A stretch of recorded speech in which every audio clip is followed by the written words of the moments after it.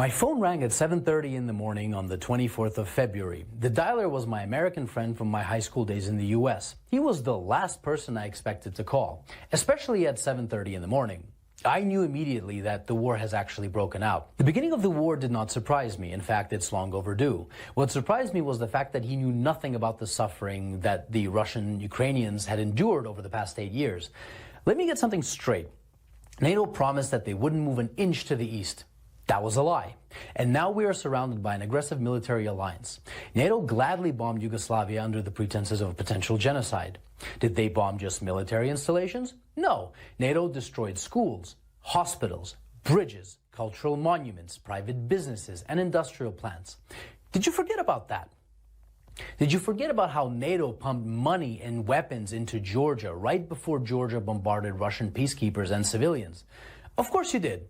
Because your media doesn't want you to know. Did you forget how yet another territory was ripped away from Serbia? Do you not remember Kosovo?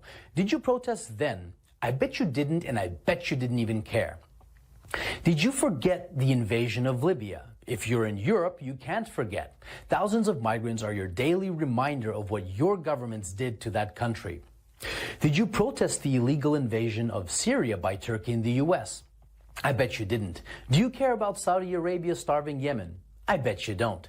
Do you care, or did you care, about the illegal invasion of Iraq and Afghanistan under false pretenses? What, they aren't people to you? Why haven't you been vocal against the murder of children and civilians at Iraqi and Afghani weddings by American bombardment? Ah, that's right. They're brown people. They're probably worth less to you. Where were your crocodile tears when Kiev started bombarding Ukrainian Russians in the east simply for doing the exact same thing as the Ukrainians did in the west, was to get rid of a corrupt government? Where were your crocodile tears when Kiev shut off electricity and water to Crimea?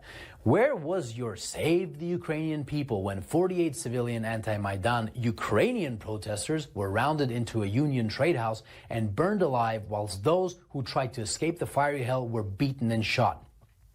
Do you by any chance know who the Madonna of Gorlovka is? Do you know what the Alley of Angels memorial is? Let me give you a hint. People engraved into that memorial aren't alive, and they are not adults. Did you shed even one digital virtue signaling tear when the children at the children's beach in Zagreb were purposefully bombed by the Ukrainian military using illegal cluster bombs? I bet you didn't. But that's okay. How would you? Your mainstream media keeps you in the dark. For 8 years, the US and its allies have been pumping billions of dollars worth of lethal weapons into Ukraine. For 8 years, the Ukrainians have been waging a war with their own people in the east. And for 7 years, Russia and the people of the Donetsk and Lugansk republics have been patiently waiting for Kiev to adhere to the Minsk agreements. Should Russia have waited maybe 20 more years? You know, the amount of years that the U.S. spent killing Afghanis. So whilst leaders like Boris Johnson, Joe Biden, Emmanuel Macron, Olaf Scholz, and Ursula von der Leyen have been virtue signaling about the poor Ukrainians, they have been robbing the Ukrainians of their dignity, making their economy run on loans from the IMF, and basically robbing them of their future. And Russia is to blame when we were their primary trading partner? The West pushed Russia into a corner. Protect yourself from an increasingly hostile neighbor who wants to become part of a hostile military alliance called NATO and lose Nord Stream 2, for example. Or watch Russian Ukrainians get slaughtered by the thousands. The West wanted to fight this war with Russia until the very last Ukrainian. Remember Kosovo? Well, the Lugansk and Donetsk republics have every right to exist. Russia didn't set the precedent. Your leaders did when they recognized Kosovo. And final food for thought.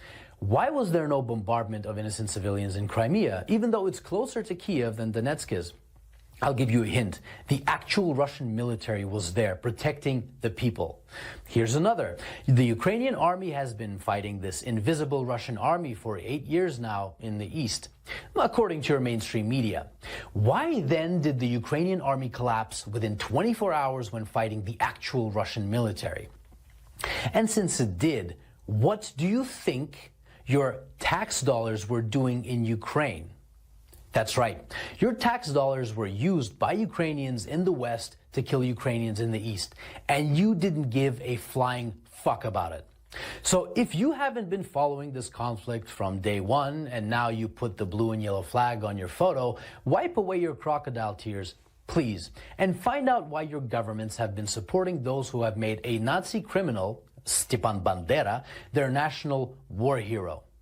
Don't expect a good result from pushing a bear and the dragon into a corner. And definitely don't be surprised when that bear and that dragon begin pushing back. So if you haven't been crying for the collectively millions of dead Iraqis, Afghanis, Syrians, Libyans, Yugoslavians, and East Ukrainians these past 20 years, but you're crying crocodile tears for Ukrainian military installations, wipe them away and think about what your governments have been doing and what they're still doing. And I hope that this 8-year story of a war started by a criminal Ukrainian government against its own people can finally come to an end, and Ukrainians and Russians can finally live in peace.